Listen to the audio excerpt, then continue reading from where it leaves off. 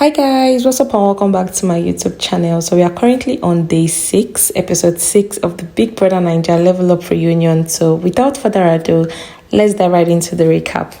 So the episode begins with this throwback video of Khalid and Brian back in the house. They were having a conversation about Hemise's accent. I'm sorry, I'm already laughing. This their segment, it was extremely hilarious. So Khalid was mimicking Hemise's accent, and Brian now asked him that where has Hemis lived before Nigeria. Khalid now said he has not lived anywhere else, that he's 100% Niger bred. Brian now asked him again that, so where does the accent come from? Khalid said that's not how he speaks. He learnt it from the streets, that he's 100% street boy. People kind of moved to Brian. He was not asking him that, were you guys shading Hemis? What was that about? He now said no, that they were not shading him, that he was just genuinely wondering, because whenever they had to do a presentation, Hemis is always using an accent. So he was just genuinely wondering. People kind of asking that, okay, why were you not wondering about Shek's accent? He now said Shek's own, that his accent is Monday. It was so funny. Even Shex was laughing. Everybody was laughing. He said Shek's accent is Monday, man. It's understandable because Shek is from the UK. But for Hemis, he did not know where the accent was coming from. People kind of asked Khalid the same thing. Khalid now said that they were not shading him, that he was not malicious, that in fact for him it was commendable that Hemis can stand out and be different regardless of his background. So people kind of asked Hemis how he felt seeing that conversation, if he felt like they were shading him.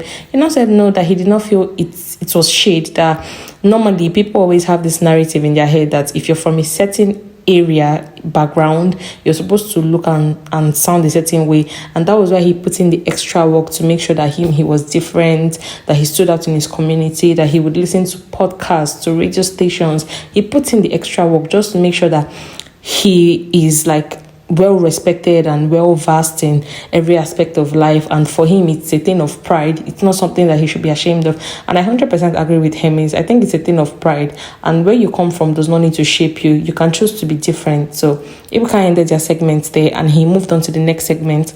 In the next segment, they play an old clip from the house of Adekunle and Eluswags having a conversation about Allison.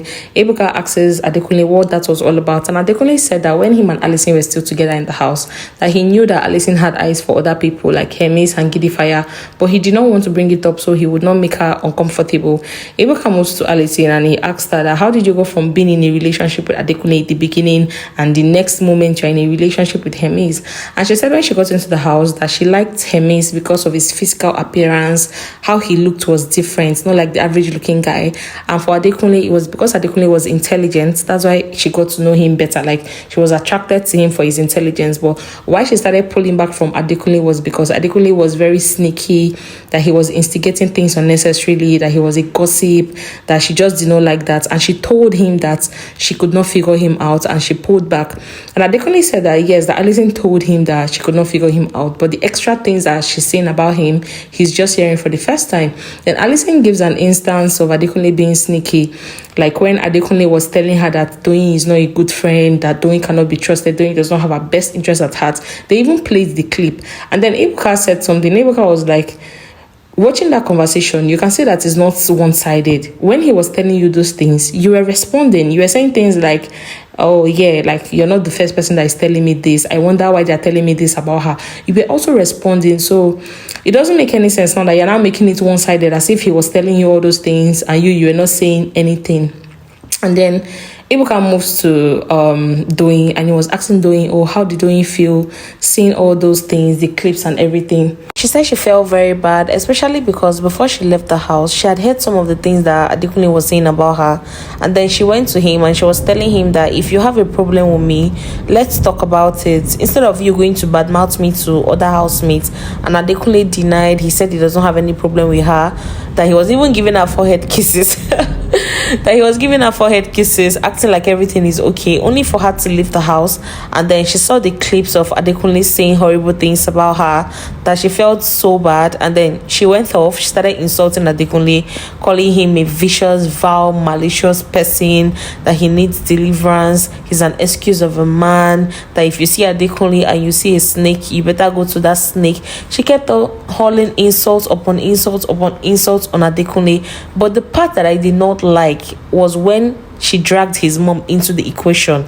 She said that Adekunle needs to apologize to his mother because he threw away her home training in the gutters. Now, if you analyze that statement that she made, to be frank, she did not directly insult Adekunle's mom, to be very honest, but personally, I did not think there was any need for her to even bring up his mom or any of his family members at all. I did not think it was necessary. And what was even more annoying was the fact that all the housemates, including Ebuka, they did not say anything. I was expecting that somebody would say, okay, see, let's not cross a certain line. We understand that you're angry. Face the person that is in front of you. You don't need to go for any of his family member. But none of them said anything. But we know that if it was the other way around, if it was Adekunle talking to Doyin's family member or any of the other housemates, their family member, referring to their family member, it won't be funny. They're all going to drag him collectively, but all of them, they just stayed mute. That part, I did not like at all. Honestly, I did not like it. She kept on hurling insult upon insult upon insult. And then Ebuka gave Adekunle the opportunity to clear up that gossiper narrative that almost all of them, they have about him. And Adekunle was saying that in the house, he was not the only one talking about people, that these people, they were also talking about him. And he gave timeline. He said there was one time that he was in the toilet. He was using the toilet, and Allison and Doyin, they were also in the toilet, and they were talking about him, but they did not know that he was on the other side of the toilet and he could hear them. And Allison and Doyin, there and then, they now started looking at each other like, when was that? When did that happen? Doyin now started again saying he's a liar, that never happened. She never spoke anything bad about him, which is a lie, because to be very honest, everybody in that house, when the show was airing, they all spoke about each other. Yes, some more than others, but all of you spoke about each other. So I don't understand why they are all forming saints as if they did not talk about each other and only Adekunle was talking about them the whole time, when that is false. So see, I've lost my train of thought.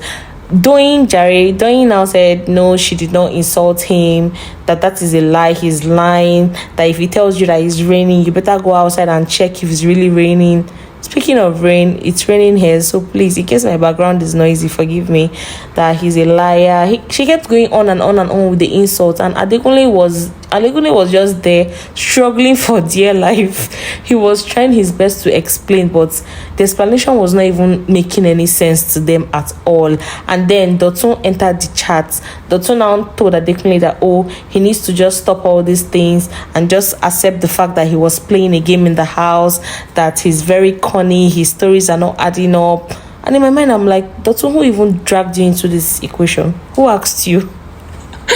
I'm sorry, but I was so pissed. I was so pissed, because at that moment it felt like a gang up. They did not allow him speak. He could barely say anything. They just kept going and going, especially Doyin. I understand your feelings, it's valid, but at least allow him explain himself.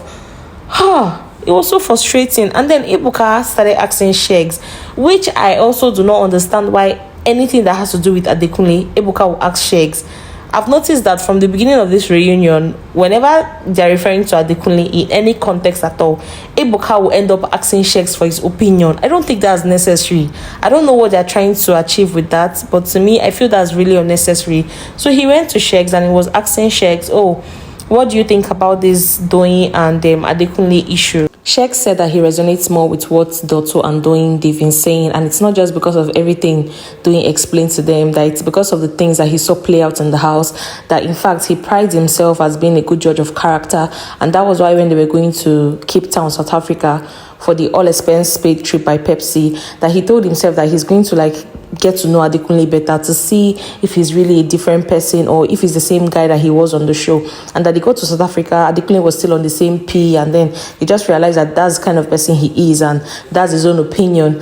And to be very honest, Ebuka wrapped up their segments there, but to be very honest, I feel like Adekunle has to just stop trying too hard to explain to them, because I feel like no matter what he says, they're never going to believe him. They already have this narrative about him in their head, and I don't think it's ever going to change. In fact, the more he tries to explain, the more it gets worse. So I think Adekunle should just not say anything to them. You know, the show is over. There's no point of you being friends with them. It's not necessary. Everybody should just move on after the reunion because they obviously do not like him. They don't believe a word that comes out of his mouth. So just stay on your lane. But he keeps trying too hard to explain. I know it can be frustrating trying to clear up a wrong narrative about you. But when you see that the person is not budging, just allow it, wrap it up. So Ebuka ended their segment there and he moved on to Fina in the next segment. So before speaking to Fina, they played an old clip from the house and it was Fina having a conversation with Beauty, Saif, Christy O. Khalid was also there. She was talking to them about Eluswag. So Ebuka moves to Fina and he was asking her that, oh, what was that conversation all about? And Fina she just strummed her face and she was telling Ebuka that it's giving him one response. And Ebuka was like, talk now. He was pressing her to talk and she said, Ebuka, that's it. Ebuka now started giving pep talk. He was now telling them that, that he knows that it's been almost a year, they've moved on, that they are trying to act a certain way to please their fans, but they need to speak their mind, they need to put their happiness first, that they should just be honest and say what's on their mind, you know. Don't think about anybody else, especially your fans. And that was when Fina now loosened up a bit and she now explained to Ebuka that there was nothing serious going on in the conversation, that she was just asking about Chomzi, that she wanted to know who Chomzi was because Eluswag had told her that he had a bunny upstairs that he's trying to figure things out with. So that she wanted to know who the bunny was because she did not know who Chomzi was, that she had been asking everybody else and they didn't want to tell her. So it was Beauty that later told her, after Beauty found out from DOYIN, that Beauty now later told her that was what the conversation was all about. So Chomzi chimed in and she was telling Ebuka that, she does not have any problem with the conversation, that even if she wants to have a problem with somebody that is with Eluswags, not with Fina, because Eluswags was the one leading Fina on by telling her that, he needs a week to figure things out with Chomzi, as if he wanted to break up with her, knowing fully well that the whole time this guy was applying pressure. I remember very well.